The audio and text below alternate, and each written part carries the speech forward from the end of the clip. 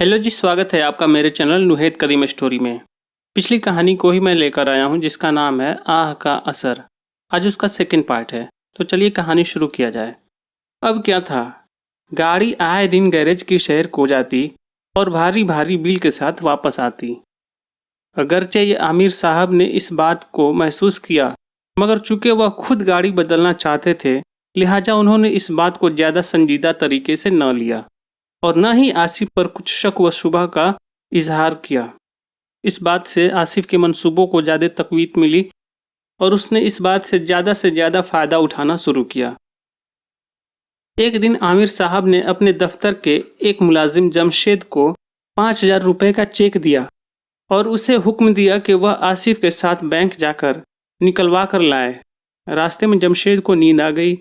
आसिफ ने अचानक जब नज़र दौड़ाई तो उसे आमिर साहब वाला 5,000 वाला चेक नजर आया, जो जमशेद के जेब से जरा सा बाहर झांक रहा था। आसिफ के दिलो दिमाग में यह ख्याल पैदा हुआ कि वो चेक को उसके जेब से निकाल ले। आसिफ अभी इस कोशिश में ही था कि बैंक आ गया। आसिफ ने जल्दी से गाड़ी रोकी और गाड़ी बंद करने से पहले जमशेद की जेब से चेक निकाल लिया। चेक निकाल कर उसने अपने दर्दी के जेब में डाल दिया और जमशेद को झंझोड़ते हुए कहा, जमशेद साहब उठिए, बैंक आ गया।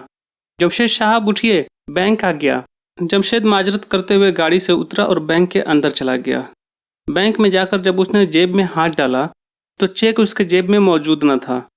जमशेद घबराया और फौरन अपनी दूसरी जेबों को टटोलने लगा, लेकिन जब चेक उन जेबों में था ही नहीं तो मिलेगा कैसे। जमशेद सख्त परेशान हालत में बैंक से बाहर आया और आसिफ से सारा माजरा बताया। आसिफ ने उसके चेक के बारे में ना इल्मी इजहार किया और उसे मशवरा दिया कि वह वापस दफ्तर जाकर चेक तलाश करे, हो सकता है कि चेक वहीं कहीं गिर गया हो।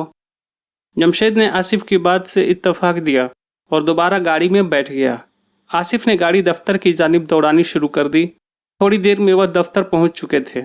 वह दोनों चेक की तलाश में लग गए। आसिफ ने जमशेद को दिखाने के लिए दफ्तर की लॉन में चेक की तलाश शुरू कर दी, जबकि जमशेद अंदर चला गया।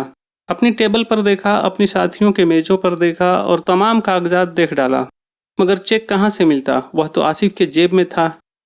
जब घंटे 2 घंटे तलाश के बाद चेक न मिला तो जमशेद आमिर साहब के पास चला गया और तमाम वाक़या तफसील में बयां किया। आमिर साहब ने जमशेद से कहा कि मैं बॉस से बात करके मालूम करता हूँ कि अब क्या करना है, तुम जरा बाहर जाओ। जमशेद बाहर आकर बेंच पर बैठ गया और फिर चेक के मातलुक सोचना शुरू किया।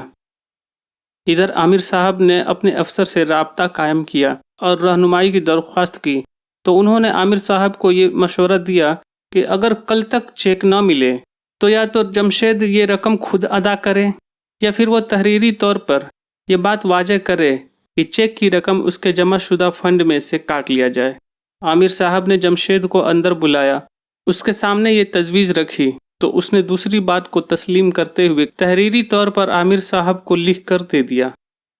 इधर बेगुनाह जमशेद नाकर्दा गुनाह की सज़ा भुगत रहा था और दूसरी तरफ आसिफ ने बैंक से अपनी बीवी के जरिए ये रकम निकलवाई ताकि अगर कहीं शनाख्त की ज़रूरत हो तो उसका नाम फुर्सत में न आ सके। इस तरह आसिफ ने चोरी के जरिए रुपए हासिल कर लिए और उसको इस्तेमाल में लाने लगा। इस वाक़या के बाद जमशेद अफसरों के एताब का निशाना बना रहा। एक रोज़ बड़े साहब ने एक लिफाफा दिया जिसमें नकद 4,000 रुपये मौजूद थे और वह किसी दफ्तर में पहुंचाने थे।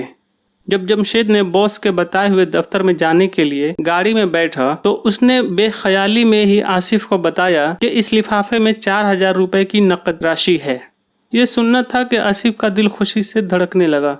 उसने शीशे से बैठे हुए जमशेद के हाथ में देखा तो यह आम खत वाला ही लिफाफा था जिस पर कुछ भी नहीं लिखा हुआ था।